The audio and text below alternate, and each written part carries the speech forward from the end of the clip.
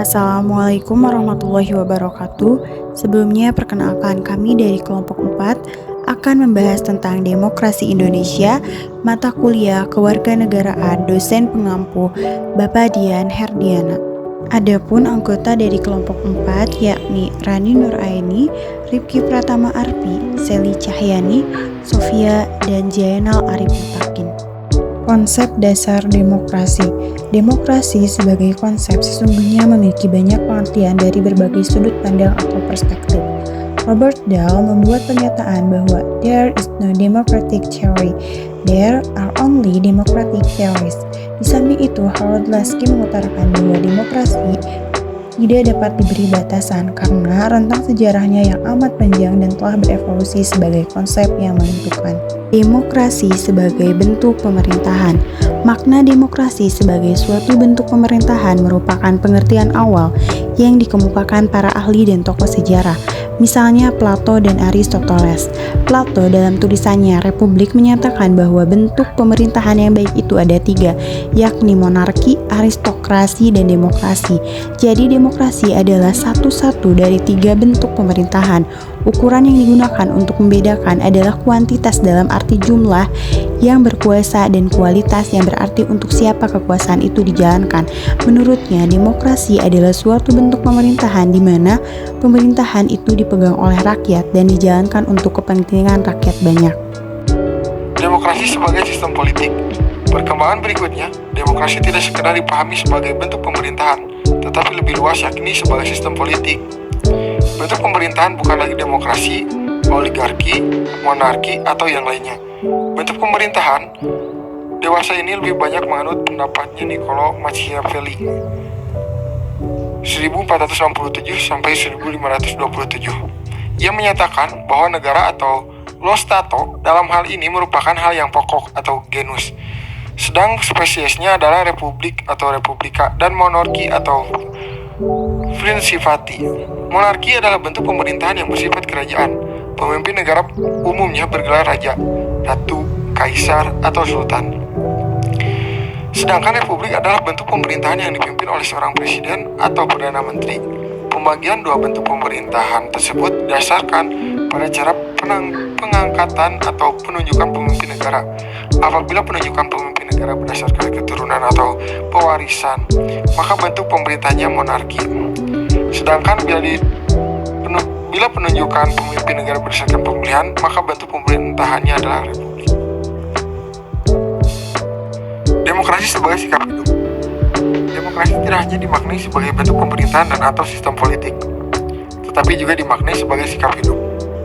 Demokrasi tidak cukup berjalan di tingkat kenegaraan, tetapi demokrasi juga memerlukan sikap hidup demokratis yang tumbuh dalam diri penyelenggara negara maupun warga negara pada umumnya.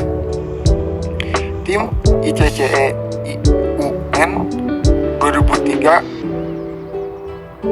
112 menyebut demokrasi sebagai pandangan hidup, bahwa demokrasi tidak datang dengan sendiri dalam kehidupan bernegara.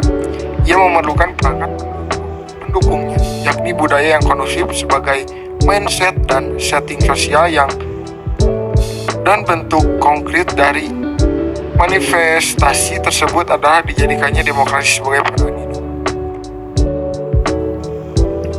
Baik, di sini saya akan menjelaskan mengenai prinsip-prinsip demokrasi dan partisipasi. Demokrasi pada esensinya melibatkan aspirasi masyarakat dalam menjalankan perannya secara aktif dan menentukan dalam proses politik.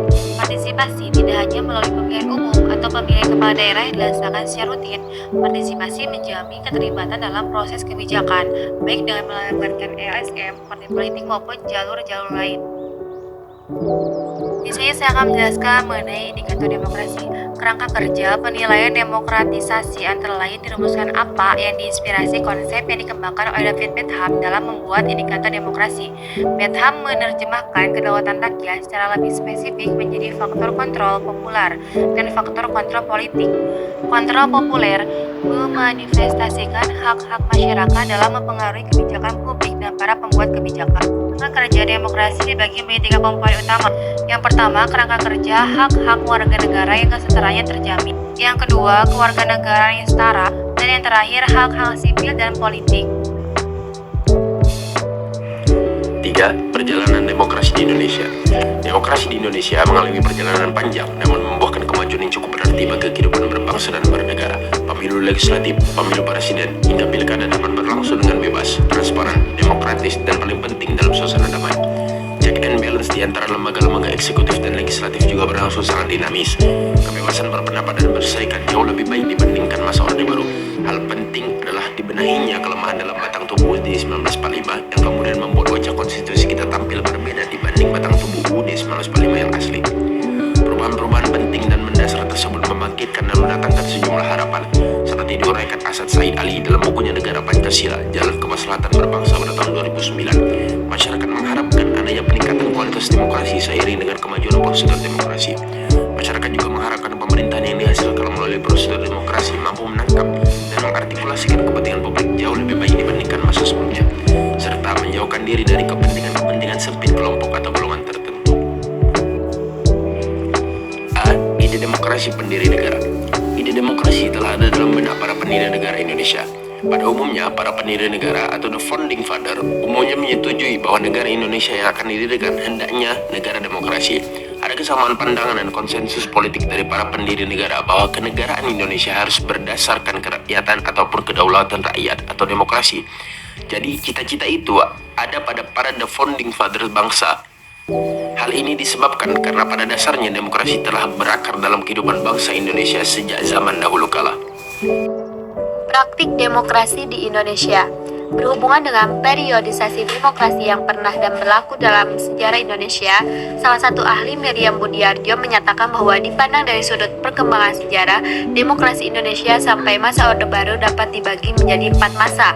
Yang pertama yakni masa demokrasi konstitusional yang menonjolkan peranan parlemen dan partai-partai, dan karena itu dinamakan demokrasi parlementer.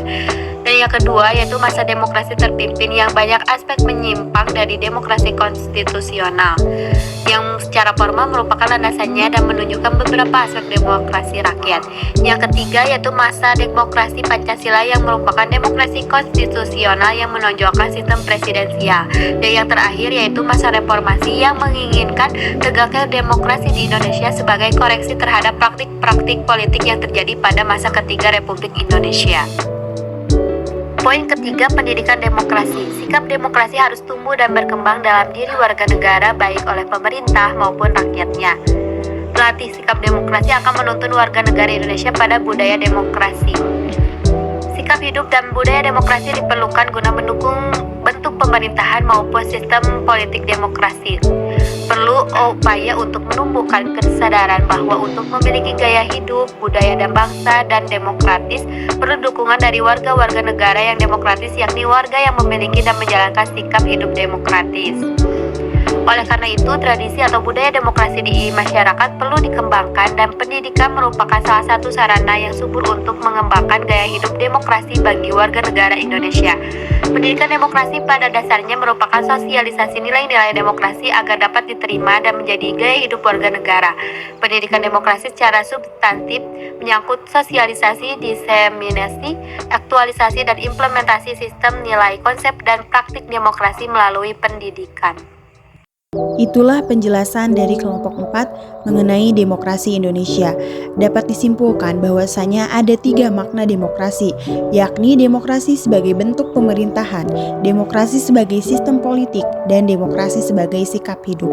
Secara luas, demokrasi Pancasila berarti kedaulatan rakyat yang didasarkan pada nilai-nilai Pancasila, baik sebagai pedoman, penyelenggaraan, maupun sebagai cita-cita. Secara sempit, demokrasi Pancasila berarti kedaulatan rakyat yang dilaksanakan menurut hikmat kebijaksanaan dalam permusyawaratan perwakilan. Mungkin itu dari kelompok kami. Mohon maaf apabila ada kesalahan. Terima kasih. Wassalamualaikum warahmatullahi wabarakatuh.